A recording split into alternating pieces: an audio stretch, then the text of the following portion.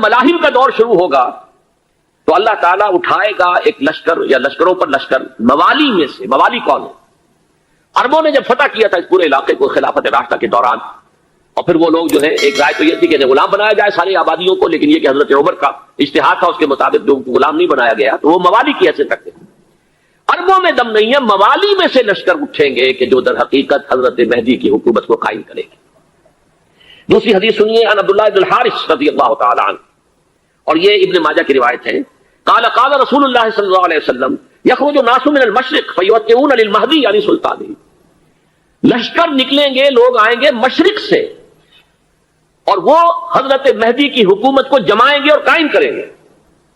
اب ذرا نوٹ کیجئے کہ جزیرہ نما عرب کے مشرق میں کون سے ملک ہیں؟ 3: ایران، افغانستان، پاکستان. یہ 3 سالڈ مسلم ممالک، مسلم آبادی اکثریت. ویسے تو یہ کہ آگے ہندوستان میں 20 کروڑ مسلمان ہیں، لیکن وہ 20 کروڑ جو ہے وہ تو 80 کروڑ کے اندر تحلیل ہو جاتے ہیں غیر مسلموں میں. لیکن یہاں جو معاملہ ہے یہ غالب اکثریت ہے. ان میں سے ایران کا معاملہ جہاں تک ہے، نمبر 1 یہ کہ وہ شیعہ عقائد کے حصار میں بند ہے، اس سے ادھر ادھر ہونا اس کے لیے ممکن نہیں. حدیث میں یہ بھی آتا کہ اصفہان سے 70,000 یہودی دجال کا ساتھ دیں گے. لیکن بہرحال خراسان ایک صوبہ ہے افغانستان کا اس وقت بھی شمال مشرقی کونے میں، مجھے امید ہے وہاں سے خیر کی، کیونکہ خراسان کا لفظ وہاں پہ شامل ہے. اور حضور کی حدیث میں بعد میں آپ کو سناؤں گا کہ خراسان سے فوجیں چلیں گی جو یروشلم کو دوبارہ حاصل کریں گی، فتح کریں گی. جیسے پہلے یروشلم کھویا عربوں نے تھا، دوبارہ حاصل کیا تھا کرد نے، کرد خون صلاح الدین ایوبی رحمۃ اللہ علیہ، ایسے اب پھر عربوں نے کھویا ہے، لیکن لینے والے خراسان سے لشکر آئیں گے. یخرج من خراسان رایات سود لا یردها شیء حتی تنصب بإیلیا. خراسان کے علاقے سے کالے علم لے کر لشکر چلیں گے جن کے رخ کو کوئی موڑ نہیں سکے گا جب تک کہ وہ جا کر یروشلم میں نصب نہ ہو جائے. اس کے بعد نام آتا ہے پاکستان کا. یہ ہے میری اور آپ کی داستان، اور یہ ہے سبب جس کی وجہ سے کہ میں آپ سے یہ گفتگو کر رہا ہوں. اصل میں تو کس لیے؟ محض ایک علمی استفادہ، محض اپنی بات آراء کو ظاہر کرنے کا شوق نہیں، بلکہ یہ کہ اپنی ذمہ داری ہم پہچانے کہ ہم کس مقام پر کھڑے ہیں. دیکھیے اس پاکستان کے بارے میں یا ہندوستان کے بارے میں علامہ اقبال نے کہا تھا اپنے ترانہ ملی میں، میر عرب کو آئی ٹھنڈی ہوا جہاں سے، میرا وطن وہی ہے، میرا وطن وہی ہے. اور مجھے بتایا گیا کہ سنن ابی داؤد میں یہ روایت موجود ہے کہ حضور نے فرمایا کہ ہندوستان کی طرف سے مجھے ٹھنڈی ہوا آتی، اگرچہ مجھے وہ حدیث ابھی نہیں ملی ہے، لیکن حزب التحریر کا ایک کارڈ مجھے ملا تھا، تو اس میں اس حدیث کا اور اس میں ابن داؤد ابو داؤد کا روایت کا حوالہ موجود تھا.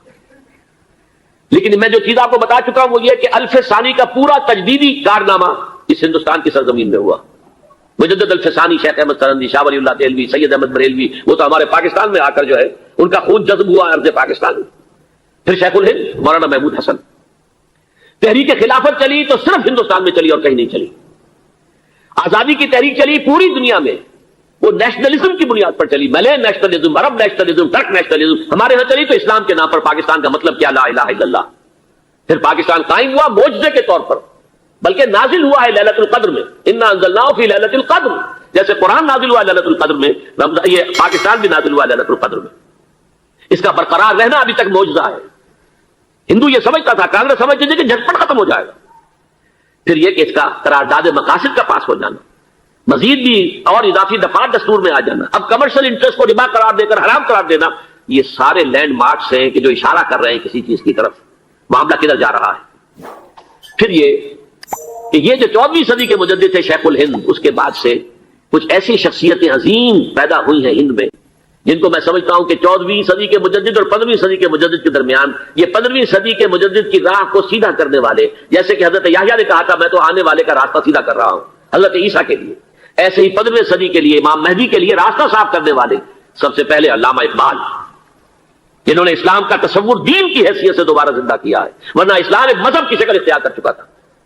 پھر مولانا مودودی، مولانا ابوالکلام آزاد حکومت الہیہ کے نعرے کے ساتھ میدان میں آئے. یہ اقبال نے جو تصور پیش کیا تھا اس پر عملی جدوجہد کے لیے حزب اللہ قائم ہوئی. نوٹ کر لیجیے 11 برس کا فرق ہے عمر کا علامہ اقبال کے اور ابوالکلام کے.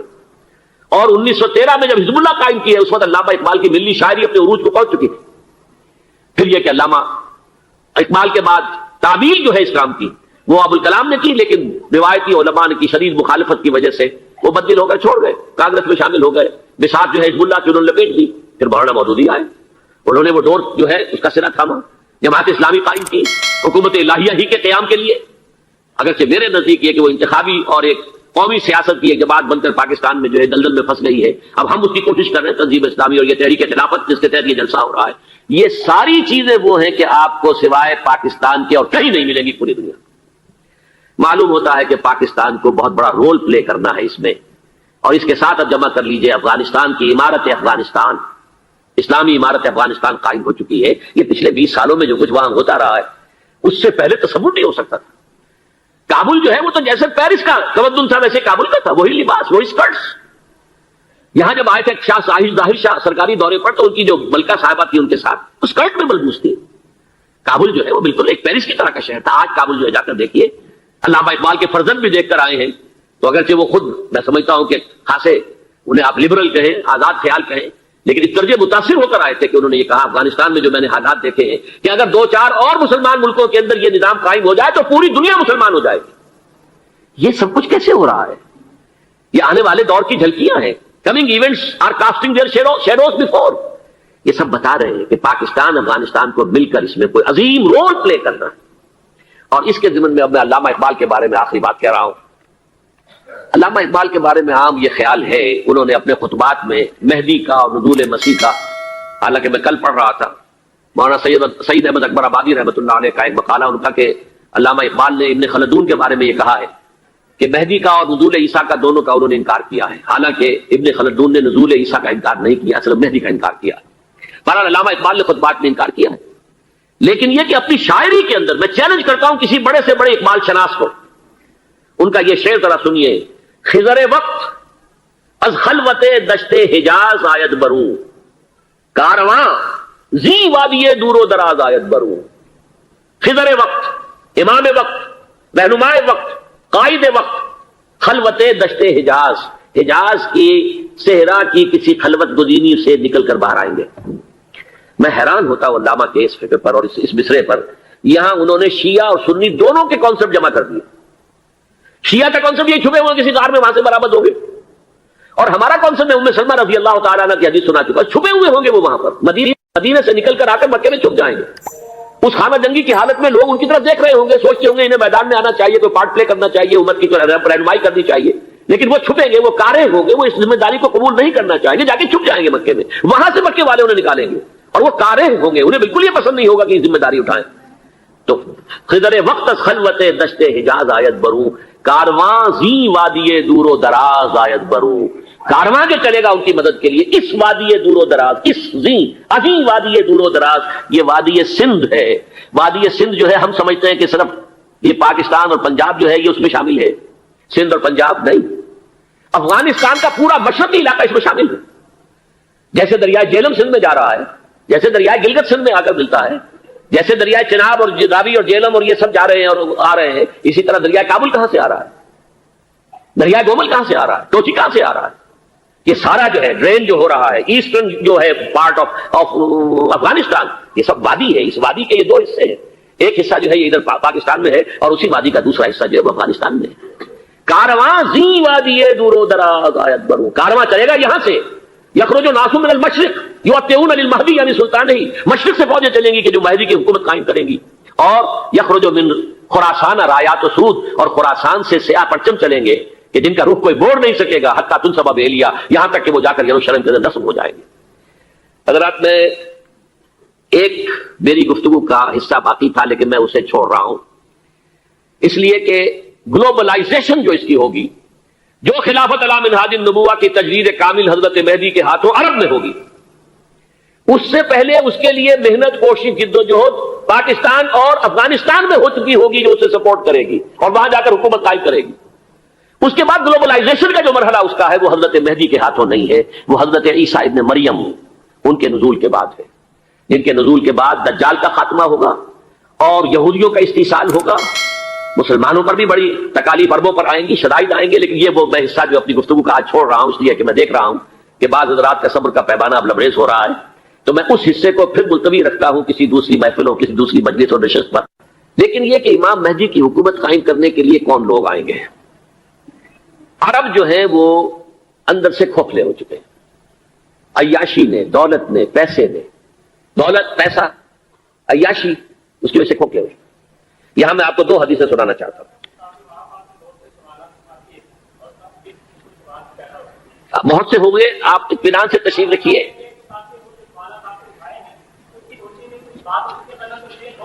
بہت ہوگی، بات ہوگی، آپ اس طرح صبر سے سن لیجئے. میں اب تقریباً اپنی گفتگو کے اختتام تک پہنچ رہا ہوں. سنن ابن ماجہ کی روایت ہے حضرت ابو ہریرہ سے رضی اللہ تعالی عنہ قال قال رسول اللہ صلی اللہ علیہ وسلم اذا وقعت الملاحم بعث اللہ بعثا من الموالی هم اکرم العرب فرسا واجودہ سلاحا یوید اللہ بہم الدین. رواہ ابن ماجہ عن ابی ہریرہ رضی اللہ تعالی عنہ. جب ملاحم کا دور شروع ہوگا تو اللہ تعالیٰ اٹھائے گا ایک لشکر یا لشکروں پر لشکر موالی میں سے. موالی کون ہے؟ عربوں نے جب فتح کیا تھا اس پورے علاقے کو خلافت راشدہ کے دوران، اور پھر وہ لوگ جو ہے، ایک رائے تو یہ تھی کہ انہیں غلام بنایا جائے ساری آبادیوں کو، لیکن یہ کہ حضرت عمر کا اجتہاد تھا، اس کے مطابق جو غلام نہیں بنایا گیا تو وہ موالی کی حیثیت رکھتے ہیں. عربوں میں دم نہیں ہے، موالی میں سے لشکر اٹھیں گے کہ جو در حقیقت حضرت مہدی کی حکومت کو قائم کرے گی. دوسری حدیث سنیے عن عبداللہ بن الحارث رضی اللہ تعالی عنہ، اور یہ ابن ماجہ کی روایت ہے. قال قال رسول اللہ صلی اللہ علیہ وسلم یخرج الناس من المشرق فیوتئون للمہدی یعنی سلطانہ. لشکر نکلیں گے، لوگ آئیں گے مشرق سے، اور وہ حضرت مہدی کی حکومت کو جمائیں گے اور قائم کریں گے. اب ذرا نوٹ کیجئے کہ جزیرہ نما عرب کے مشرق میں کون سے ملک ہیں؟ 3: ایران، افغانستان، پاکستان. یہ 3 سالڈ مسلم ممالک، مسلم آبادی اکثریت. ویسے تو یہ کہ آگے ہندوستان میں 20 کروڑ مسلمان ہیں، لیکن وہ 20 کروڑ جو ہے وہ تو 80 کروڑ کے اندر تحلیل ہو جاتے ہیں غیر مسلموں میں. لیکن یہاں جو معاملہ ہے یہ خالص اکثریت ہے. ان میں سے ایران کا معاملہ جہاں تک ہے، نمبر 1 یہ کہ وہ شیعہ عقائد کے حصار میں بند ہے، اس سے ادھر ادھر ہونا اس کے لیے ممکن نہیں. حدیث میں یہ بھی آتا کہ اصفہان سے 70,000 یہودی دجال کا ساتھ دیں گے.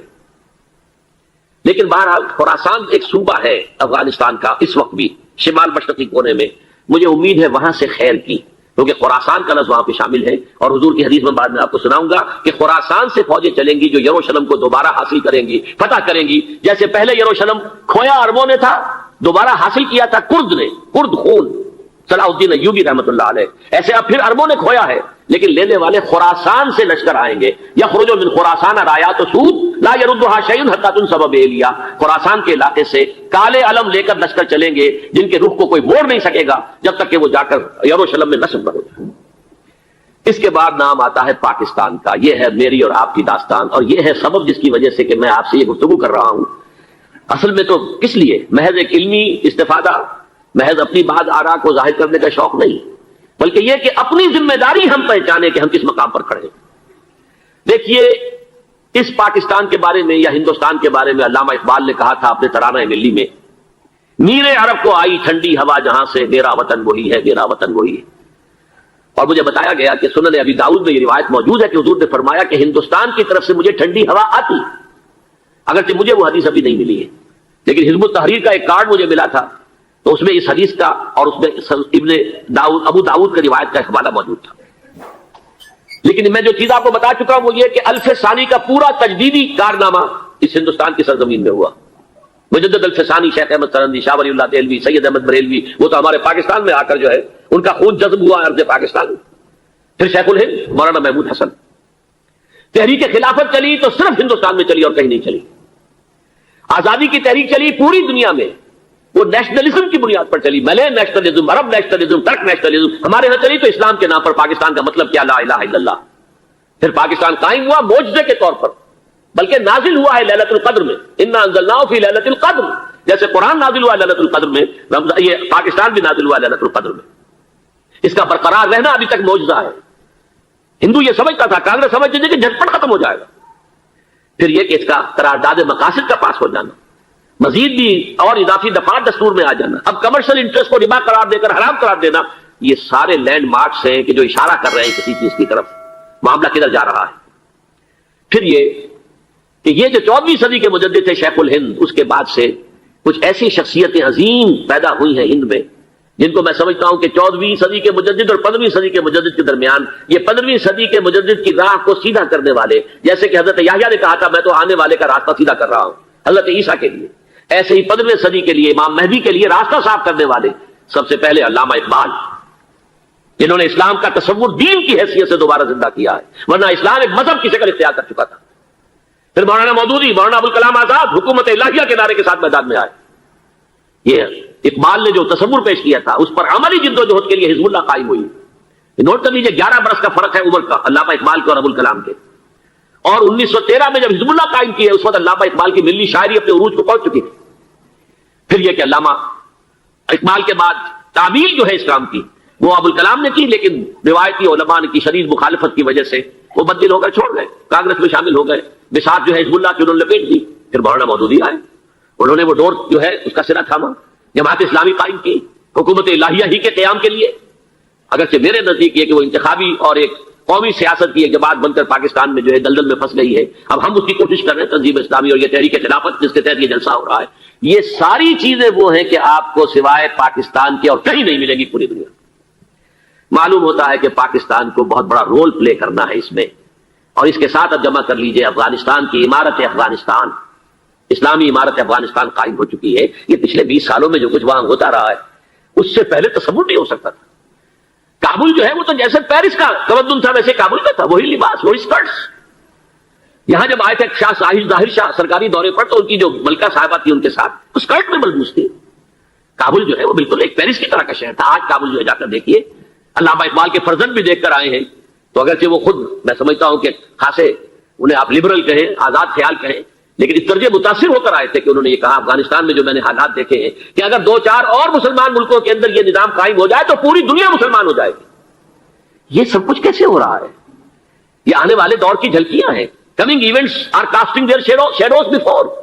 یہ سب بتا رہے ہیں کہ پاکستان افغانستان کو مل کر اس میں کوئی عظیم رول پلے کرنا ہے. اور اس کے ضمن میں اب میں علامہ اقبال کے بارے میں آخری بات کہہ رہا ہوں. علامہ اقبال کے بارے میں عام یہ خیال ہے، انہوں نے اپنے خطبات میں مہدی کا اور نزول مسیح کا، حالانکہ میں کل پڑھ رہا تھا مولانا سعید احمد اکبر آبادی رحمۃ اللہ علیہ کا ایک مقالہ ان کا کہ علامہ اقبال نے ابن خلدون کے بارے میں یہ کہا ہے کہ مہدی کا اور نزول عیسیٰ کا دونوں کا انہوں نے انکار کیا ہے. حالانکہ ابن خلدون نے نزول عیسیٰ کا انکار نہیں کیا، صرف مہدی کا انکار کیا ہے. بہرحال علامہ اقبال نے خطبات میں انکار کیا ہے. لیکن یہ کہ اپنی شاعری کے اندر میں چیلنج کرتا ہوں کسی بڑے سے بڑے اقبال شناس کو، ان کا یہ شعر ذرا سنیے. خضر وقت از خلوت دشت حجاز آید بروں، کارواں زی وادی دور و دراز آید بروں. خضر وقت، امام وقت، رہنمائے وقت، قائد وقت، خلوت دشت حجاز، حجاز کی صحرا کی کسی خلوت گزینی سے نکل کر باہر آئیں گے. میں حیران ہوتا ہوں علامہ کے اس فکر پر اور اس مصرے پر. یہاں انہوں نے شیعہ اور سنی دونوں کے کانسیپٹ جمع کر دیے. شیعہ کا کانسیپٹ یہ چھپے ہوئے کسی غار میں وہاں سے برآمد ہوں گے، اور ہمارا کانسیپٹ میں ام سلمہ رضی اللہ تعالیٰ عنہ کی حدیث سنا چکا، چھپے ہوئے ہوں گے وہ وہاں پر. مدینے سے نکل کر آ کر مکے میں چھپ جائیں گے. اس خانہ جنگی کی حالت میں لوگ ان کی طرف دیکھ رہے ہوں گے، سوچتے ہوں گے انہیں میدان میں آنا چاہیے، کوئی پارٹ پلے کرنا چاہیے، امت کی رہنمائی کرنی چاہیے. لیکن وہ چھپیں گے، وہ کارے ہوں گے، وہ اس ذمہ داری کو قبول نہیں کرنا چاہیں گے، جا کے چھپ جائیں گے مکے میں. وہاں سے مکے والے انہیں نکالیں گے اور وہ کارے ہوں گے، انہیں بالکل یہ پسند نہیں ہوگا کہ ذمہ داری اٹھائیں. تو خضر وقت خلوت دشت حجاز آیت بروں، کارواں زی وادی دور و دراز آیت بروں. کارواں جو چلے گا ان کی مدد کے لیے اس وادی دور و دراز، اس زی عظیم وادی دور و دراز، یہ وادی سندھ ہے. وادی سندھ جو ہے ہم سمجھتے ہیں کہ صرف یہ پاکستان اور پنجاب جو ہے یہ اس میں شامل ہے. سندھ اور پنجاب نہیں، افغانستان کا پورا مشرقی علاقہ اس میں شامل ہے. جیسے دریائے جہلم سندھ میں جا رہا ہے، جیسے دریائے گلگت سندھ میں آ کر ملتا ہے، جیسے دریائے چناب اور راوی اور جہلم اور یہ سب جا رہے ہیں اور آ رہے ہیں، اسی طرح دریائے کابل کہاں سے آ رہا ہے، دریائے گومل کہاں سے آ رہا ہے، ٹوچی کہاں سے آ رہا ہے. یہ سارا جو ہے ڈرین جو ہو رہا ہے ایسٹرن جو ہے پارٹ آف افغانستان، یہ سب وادی ہے. اس وادی کے یہ 2 حصے ہیں، ایک حصہ جو ہے یہ ادھر پاکستان میں ہے اور اسی وادی کا دوسرا حصہ جو ہے وہ افغانستان میں ہے. کارواں زی وادی دور و دراز آیت بروں، کارواں چلے گا یہاں سے. یخرج ناس من المشرق یؤتون للمہدی، یعنی سلطان ہی مشرق سے فوجیں چلیں گی کہ جو مہدی کی حکومت قائم کریں گی. اور یخرج من خراسان رایات و سود، اور خراسان سے سیاہ پرچم چلیں گے کہ جن کا رخ کوئی موڑ نہیں سکے گا، حتیٰ تنصب بیلیہ، یہاں تک کہ وہ جا کر یروشلم کے اندر نصب ہو جائے گی.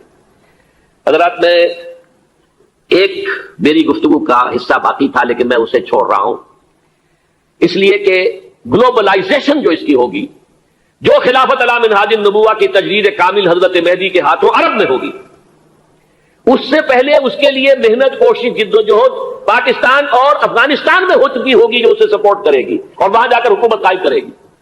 اس کے بعد گلوبلائزیشن کا جو مرحلہ اس کا ہے وہ حضرت مہدی کے ہاتھوں نہیں ہے، وہ حضرت عیسیٰ ابن مریم ان کے نزول کے بعد ہے، جن کے نزول کے بعد دجال کا خاتمہ ہوگا، اور یہودیوں کا استحصال ہوگا، مسلمانوں پر بھی بڑی تکالیف اربوں پر آئیں گی، شدائد آئیں گے. لیکن اب 15ویں صدی میں ہم ہیں. اب ایک بات میں کہہ رہا ہوں اور وہ میری ذاتی رائے ہے، گمان اندازہ اس میں مجھ سے اختلاف کرنے کا ہر ایک کو حق ہے. میرے نزدیک 15ویں صدی ہجری اب مجدد کامل الامام المہدی سلسلہ تجدید خلافت کی آخری کڑی کے ظہور کا وقت ہے. اس میں مجھے ایک تو قرآن مجید سے اشارہ ملا ہے، اشارہ ہے، میں اسے تفسیر نہیں کہتا. میرے نزدیک قرآن مجید میں چند آیتیں سورہ مدثر کی اور چند آیتیں سورہ انشقاق کی بڑی عجیب ہے. سورہ مدثر کی آیات میں حضور کی آمد کا نقشہ کھینچا گیا ہے. کلا والقمر واللیل اذ ادبر والصبح اذا اسفر انہا لإحدى الکبر نذیرا للبشر لمن شاء منکم ان یتقدم او یتأخر. نہیں، قسم ہے چاند کی. کلا والقمر واللیل اذ ادبر، اور رات کی جبکہ وہ پیٹ موڑ لے جانے لگے اور صبح کی جبکہ وہ روشن ہو جائے. حضور سے پہلے 600 برس ایسے گزرے ہیں دنیا میں کہ نبوت کا سورج نہیں تھا، بس چاند جیسے مستعار روشنی چاند کی ہوتی ہے، تو سابقہ انبیاء کی مستعار روشنی تو کوئی دنیا میں تھی، دھندلی دھندلی جیسی چاند کی ہوتی ہے، لیکن وہ سورج نہیں تھا. لیکن اب وہ رات ختم ہو رہی ہے، وہ لیل اذ ادبر جا رہی ہے. محمد صلی اللہ علیہ وسلم کا سورج، یہ شمس نبوت و رسالت طلوع ہو گیا. والصبح اذا اسفر انہا لإحدى الکبر، بہت بڑی باتوں میں سے ایک بات ہے جو ہوئی ہے، وہ معمولی واقعہ نہیں ہے. احدى الکبر، یہ تاریخ انسانی کے عظیم ترین واقعات میں سے ہے بعثت محمدی. نذیرا للبشر، پوری نوع انسانی کے لیے نذیر بن کر آئے. یہ تو ہے حضور کا معاملہ. لیکن اب جو معاملہ ہونا ہے دوبارہ، اس لیے کہ خلافت علی منہاج النبوت دوبارہ اب قائم ہوگی انشاءاللہ. حضور کے بعد میں آپ کو بتا چکا ہوں، خلافت راشدہ ختم ہونے کے بعد سے زوال زوال زوال زوال زوال زوال زوال زوال زوال، تھوڑا سا 2.5 سال کا 2 سال کا وقفہ آیا ہے حضرت عمر بن عبدالعزیز کا. ورنہ زوال زوال زوال زوال زوال. اگرچہ اس زوال کو 1000 سال لگے ہیں. یہ عمارت جو محمد نے بنائی تھی ایک دن میں نہیں گر گئی صلی اللہ علیہ وسلم. کھنڈر بتا رہے ہیں عمارت عظیم تھی. 1000 سال کے بعد پھر یورپ کے سیلاب نے آ کر اس کو گرایا ہے اور ختم کیا ہے. ورنہ 1000 سال تک سطوت و شوکت کے ساتھ امت مسلمہ تو موجود رہی ہے، چاہے اسلام جو ہے وہ حکومت کی سطح پر موجود نہیں تھا. بہرحال اب جو اس کا دور آیا ہے دوبارہ خلافت علی منہاج النبوہ کا دور، اس کا نقشہ سورہ انشقاق میں کھینچا گیا ہے. فلا اقسم بالشفق. اب دیکھیے سورج غروب ہو گیا. حضور کی بعثت کے وقت وہ سورج رسالت طلوع ہوا تھا، اب وہ سورج غروب ہو چکا ہے. سورج کے غروب ہونے کے بعد صرف روشنی رہ جاتی ہے شفق کی، سرخ سی، بس وہی باقی رہ گئی. اور باقی کیا رہ گیا؟ بدا الاسلام غریبا ویسعود کما بدا فطوبى للغرباء. فلا اقسم بالشفق واللیل وما وسق. رات کی سی تاریکی ہے اور جو کچھ اس نے اپنے اندر جمع کر لیا ہے. والقمر اذا اتسق، اور قسم ہے چاند کی جب کہ وہ بھر جائے. پورا بھرتا ہے کتنے دنوں میں؟ 14 دن میں. اور 14 صدیوں کے بعد اب پہلی صدی کا جس نے کہ تجدید کامل کی عمر بن عبدالعزیز، 14 صدیوں کے بعد اب 15ویں صدی میں الامام المہدی کے ظہور کا وقت قریب ہے. اب جو کچھ مجھے حضرت امام المہدی کے بارے میں کہنا ہے، دوبارہ اپنی بات دہرا رہا ہوں، یہ میرا ذاتی گمان ہے، اختلاف کیا جا سکتا ہے. میرا گمان یہ ہے کہ یہ اب جو مجدد آئیں گے وہ حضرت مہدی ہوں گے. پہلی بات تو یہ جان لیجئے کہ مہدی 2 ہیں، ایک شیعوں کے مہدی، ایک سنیوں کے مہدی. ان میں بڑا فرق ہے. شیعہ حضرات مہدی کو مانتے ہیں، وہ ان کے 12ویں امام ہیں. ان کے عقیدے کے مطابق انہیں پیدا ہونے کے فوراً بعد اس اندیشے سے کہ انہیں قتل کر دیا جائے گا ایک غار میں چھپا دیا گیا تھا. تقریباً 1200 برس سے وہ اس غار کے اندر ہیں. وہ روپوش ہیں، چھپے ہوئے ہیں، اسی لیے انہیں امام غائب کہا جاتا ہے. اور اب ان کا انتظار ہو رہا ہے، اس لیے انہیں امام منتظر بھی کہا جاتا ہے. اس لیے شیعوں کے دارالعلوم جو ہوتے ہیں دارالعلوم المنتظر، وہ اس لیے کہ ان کا انتظار کیا جا رہا ہے. تو یہ ہے اب وہ ان کا خیال ہے کہ آخری دور میں، آخری زمانے میں وہ ظاہر ہو جائیں گے، غار سے نکل آئیں گے. دیکھیے میں اس عقیدے کو اس بنا پر رد نہیں کرتا کہ یہ ناممکن ہے کہ کیسے کوئی شخص جو ہے 1200 برس تک کسی غار کے اندر زندہ رہ سکتا ہے.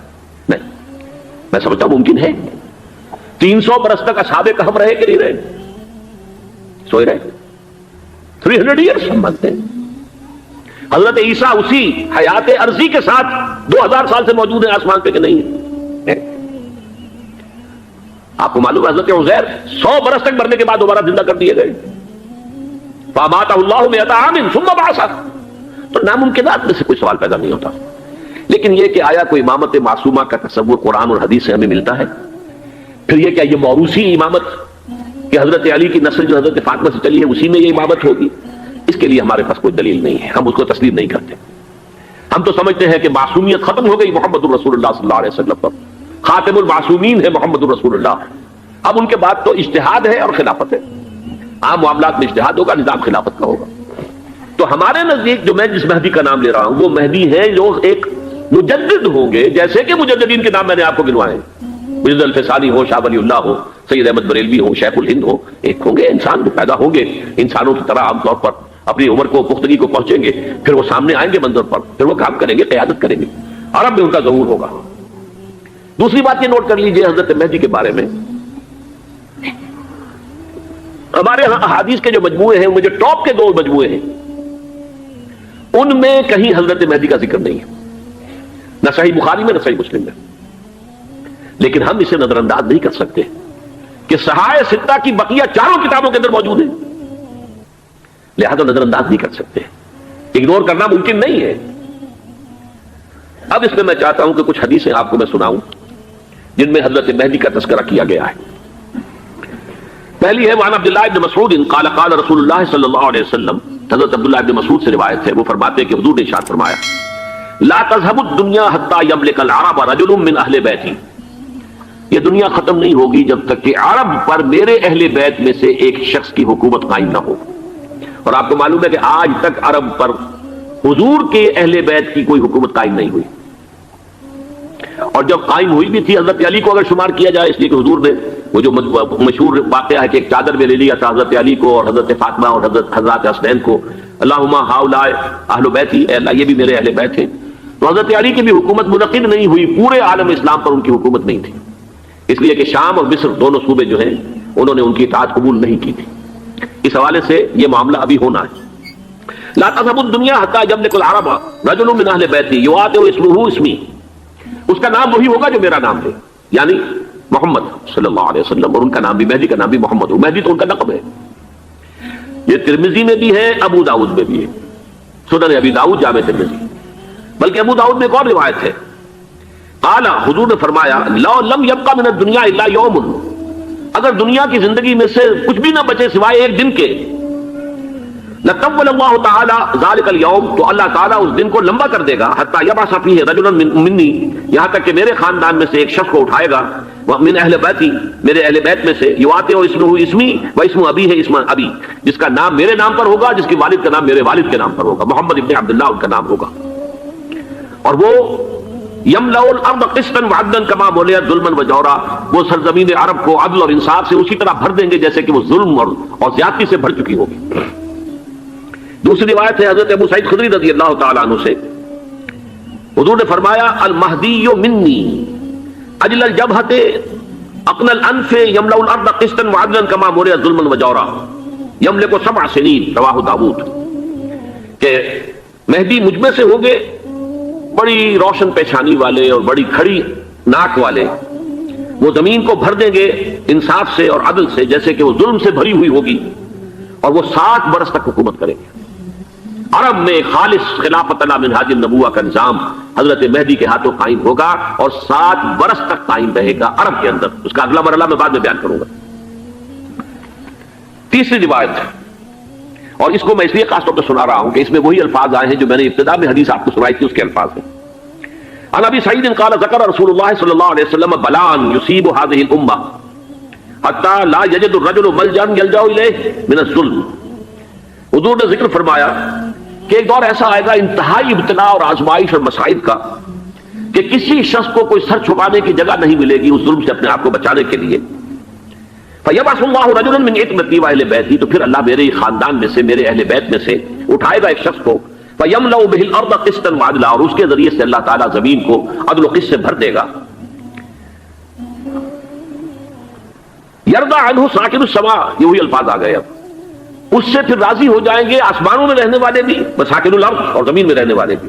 لا تدع السماء من قطرها شيئا الا ثبته، آسمان اپنا ایک قطرہ بھی نہیں روکے گا مگر یہ کہ اس کو زمین کے اوپر نثار کر دے گا، بارش کی شکل میں گرا دے گا.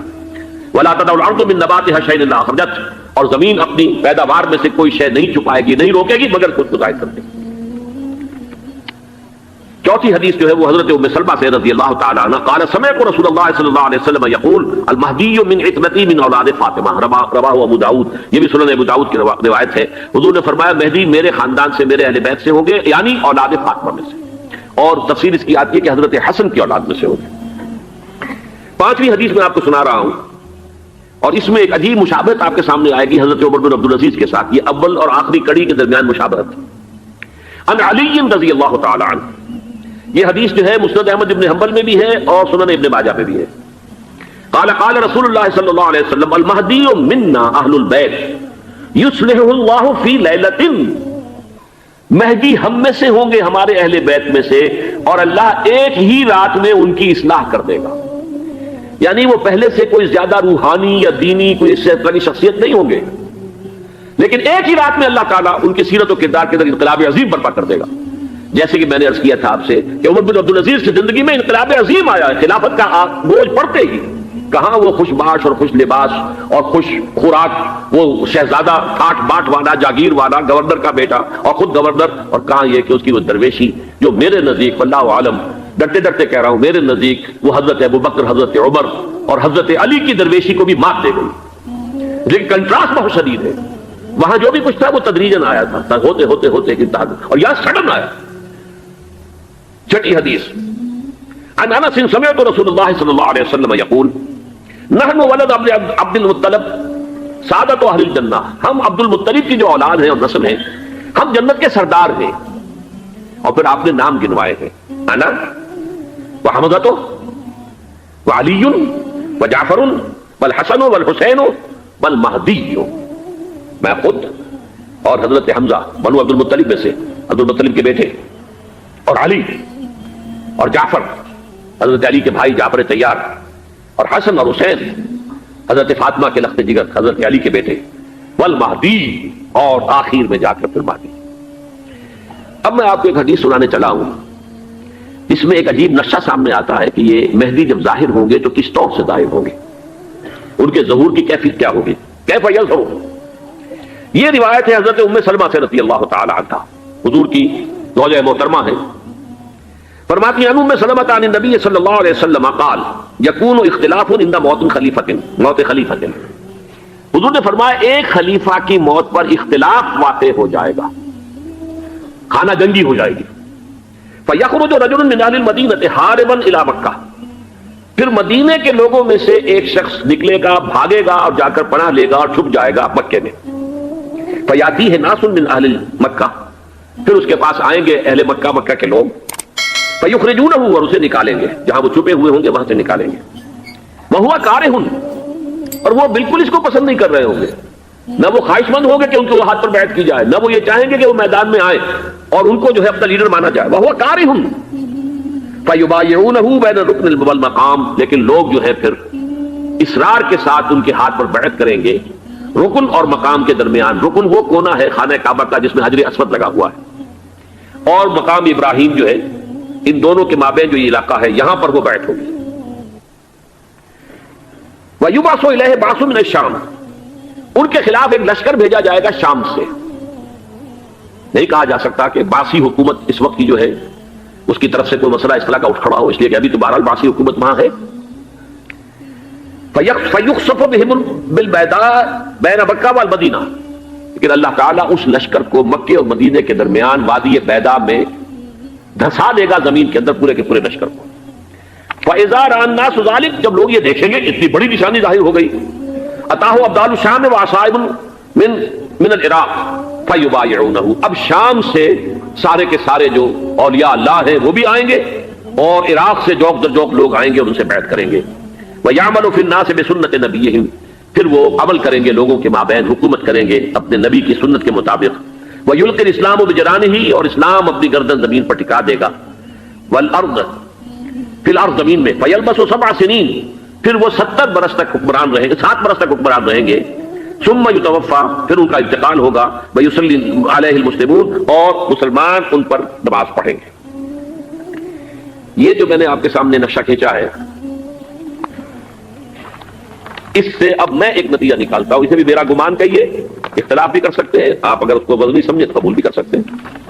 وہ یہ ہے کہ میرے نزدیک شاہ فہد کے انتقال پر لا محالہ یہ صورتحال پیدا ہو جائے.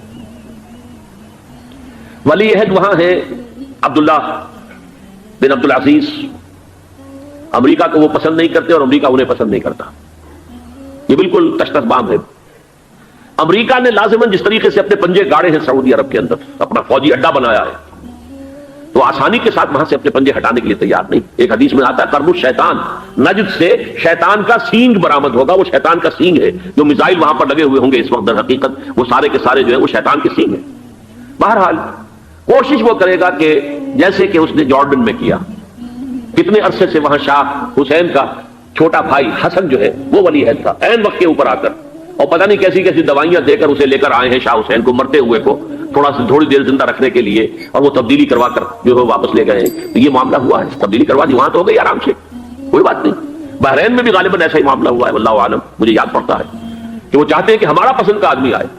اگر سعودی عرب میں یہ کام کیا گیا تو اس کا لازمی نتیجہ خانہ جنگی ہوگا، اس لیے کہ وہاں کی روایت کی بڑی سخت ہے، بڑی پختہ ہے. پھر یہ کہ وہاں جو ہے امیر عبداللہ جو ہے، جو وہاں پر اگرچہ سپہ سالار وہ نہیں ہے، کمانڈر ان چیف وہ نہیں ہے، کمانڈر ان چیف تو کوئی اور ہے، لیکن الحرس الوطنی جو ہے، نیشنل گارڈ، بہت بڑی فورس ہے. وہ اصل بیڈوین فورس جو ہے صحرا کے لوگوں کی، عرب فورس، وہ در حقیقت الحرس الوطنی ہے، نیشنل گارڈ ہے، اور اس کا کمانڈر ان چیف یہ ہے امیر عبداللہ. تو لازماً یہ شکل جو ہے پوری ہو کر رہے گی. جیسے ہی یہ معاملہ ہوا شاہ فہد کے انتقال کا، تو یہ اختلاف ہوگا، خانہ جنگی ہوگی. پھر کوئی اللہ کا بندہ جو ہوگا، میرے نزدیک، میں آج سے کوئی 6-7 سال پہلے سالانہ اجتماع تھا تنظیم اسلامی کا راولپنڈی میں، میں نے اس وقت وہاں کہا تھا، اس سے ذرا اخبارات میں بھی کچھ وہ کنٹروورسی آئی تھی کہ میرے نزدیک امام مہدی پیدا ہو چکے ہیں، ان کے ظہور کا وقت قریب ہے. اور اس کی تھوڑی سی بات میں مجھے معلوم ہوا کہ جین ڈکسن غالباً نام ہے امریکن اس کا، جس نے یہ پیشن کوئی خبر دی تھی کہ 1962 میں عالم عرب میں ایک بچہ پیدا ہوا ہے کہ جو وہاں کا نقشہ بدل کر رکھ دے گا. یہ جین ڈکسن کی غالباً پیشن گوئی ہے. بہرحال مجھے اس کی پیشن گوئی سے کوئی دلچسپی نہیں ہے. میں تو جو احوال دیکھ رہا ہوں، یعنی اسرائیل کا قائم ہو جانا، اور اس کے بعد اب یروشلم کا مسلمانوں کے ہاتھوں سے نکل جانا، اور اب گویا کہ وہ الملحمۃ العظمیٰ جو ہے تلی کھڑی ہے، کسی بھی وقت جو ہے یہ جو ہے وہ لاوا پھٹ سکتا ہے، آتش فشاں پھٹ سکتا ہے. تو یہ تمام حالات ایسے ہیں کہ جن کی وجہ سے میں سمجھتا ہوں کہ ایک تو جو قرآن مجید کے اشارات میں نے آپ کو بتائے، 14 صدیاں 14 دن میں چاند کا پورا ہونا، والقمر اذا اتسق، 14 دن میں 14ویں کا چاند. اسی طرح یہ 14 صدیوں کے بعد یہ صدی جو 15ویں صدی ہے، یہ در حقیقت ظہور امام مہدی کی صدی ہے. لیکن یہ کہ امام مہدی کی حکومت قائم کرنے کے لیے کون لوگ آئیں گے؟ عرب جو ہیں وہ اندر سے کھوکھلے ہو چکے ہیں، عیاشی نے، دولت نے، پیسے نے، دولت، پیسہ، عیاشی، اس کی وجہ سے کھوکھلے ہو چکے. یہاں میں آپ کو 2 حدیثیں سنانا چاہتا ہوں. بہت سے ہو گئے، آپ اطمینان سے تشریف رکھیے.